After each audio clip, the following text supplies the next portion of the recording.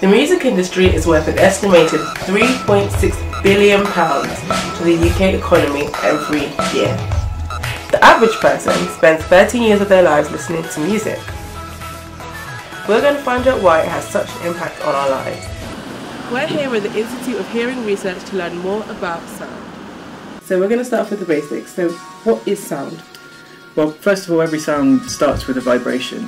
So it could be sort of the string of your guitar, or the vocal folds in your throat, or it could be the cone of a speaker, for example. So whatever it is, this object vibrates, and if it's, say, the cone of a speaker, as it moves outwards, the air in front of it becomes compressed, and then it moves back in again, and the air in front of it is allowed to expand again. So you get these sort of patterns of high and low pressure of air that travel from the source of the sound to the ear, which converts it to electrical activity in the brain. Sound waves cause vibrations at the oval window, which moves the fluid in the cochlea, and this moves the hair cells. The top of the hair cells are surrounded by endolymph, a fluid with a high concentration of positive potassium ions. The bases of the hair cells are surrounded by perilymph, a fluid with a low concentration of potassium ions.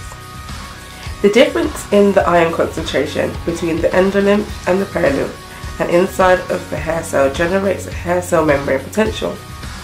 This means that the inside of the top of the hair cell is negative and the outside is positive. When the fluid moves the hair cell, it opens mechanically gated potassium channels so that the potassium ions flow down a concentration gradient into the cell. This makes the inside of the cell more positive, and this makes the membrane potential more positive, so that voltage gated calcium channels open and calcium moves into the cell. The increase in calcium inside the cell causes glutamate, a neurotransmitter, to be released. Glutamate binds the receptors on an adjacent auditory neuron and causes the first action potential to fire in the auditory system. There are many auditory pathways made up of a series of neurons. The main one is from the cochlea in the inner ear to the superior olivary nucleus in the brainstem, to the inferior cochleus in the midbrain, to the thalamus, and finally to the primary auditory cortex. So in order to be able to understand what the ear does with these patterns of high and low pressure that travel through the air, it's good to be able to have some tools to be able to describe these sounds. So I've got a box here that can generate an electrical signal, and it's attached to a speaker. So I can generate waves in this box, and then the speaker cone will move in and out, so you'll be able to hear the sound. And the shape of the wave is then displayed on this box over here. So at the moment you see that it's just showing a flat line. Yeah. But if I turn up what we call the amplitude of that signal, you should be able to see the shape of the wave appear on the box. So what that's showing us is the shape of the pattern of high and low air pressure that's travelling through the air, and just one sort of snippet of that sort of wave. You can imagine it like ripples going across a pond, right? Yeah. So obviously amplitude is one of the characteristics that we use to describe it. It can either be high and the sound becomes louder, and as I turn it down you hear the sound become quieter. And obviously that wouldn't make for a very interesting sort of music potentially if that's all you've got. So the other part of it you can change is what musicians might call the pitch or the frequency, right? Mm-hmm. So that's essentially the number of waves that reach your ear every second is its frequency. So is that how we differentiate from like an instrument to like a human voice? Well, that's a good question. So obviously with your voice and with an instrument, you can sing the same note and it has the same sort of pitch, but it sounds very different. And the reason for that is because the waves that I've shown you on the box, they're very simple, kind of smooth waves. But in reality, the waves are kind of complicated and they wobble up and down. So those are kind of difficult to describe in terms of the shape of the wave, but we normally think of them as being made up of lots of different frequencies added together. And it's that combination of frequencies that make, say, a piano sound like a piano, or a violin sound like a violin. A good analogy for that is you might hear musicians describe it as a tone colour, and you might think that's really strange, right? Calling a sound having a colour. Yeah. but actually it's quite a good analogy, because lots of people might be familiar with light from the sun hitting moisture in the air, right, and getting split into all the different colours. Yeah. That's how you get a rainbow.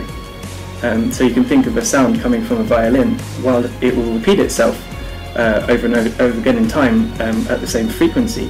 It's actually made at the same repetition rate. It's actually made up of many different frequencies. Right. So it's got a certain combination of these frequencies that give it a certain colour. Do you like music? Yes. Yes, I like it. Yep. Yeah. Yes, I do. So it seems like everybody likes music, but why do we love it so much? No one really knows. But a popular theory is that way back in evolution, it was an advantage to be able to use cues from the environment to predict what was going to happen. And when we got it right, we were rewarded with the release of dopamine in the brain. Dopamine is a neurotransmitter that controls the pleasure centers of the brain.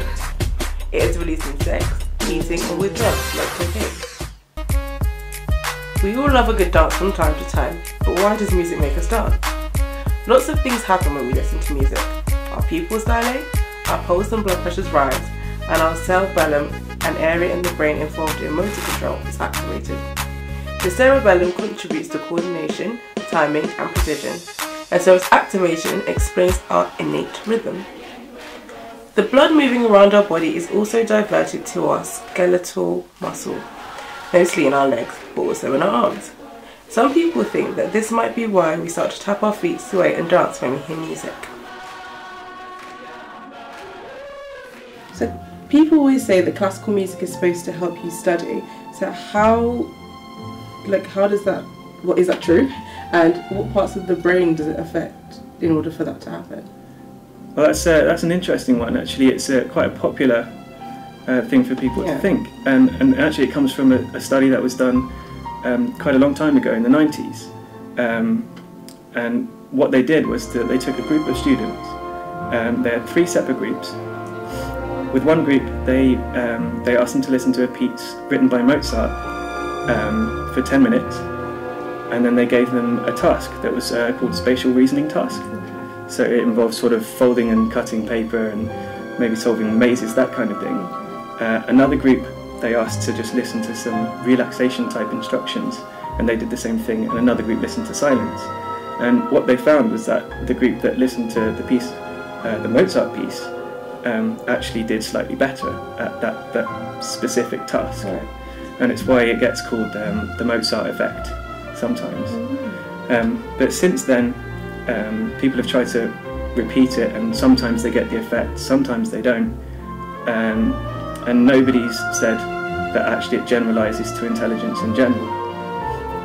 The other interesting point is that nobody's saying that Mozart in particular is any better than any other type of music. Yeah.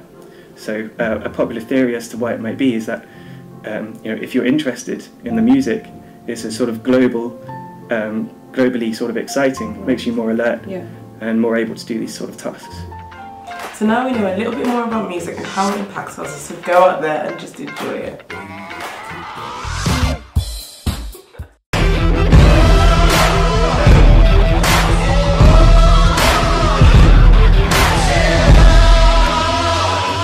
Won't you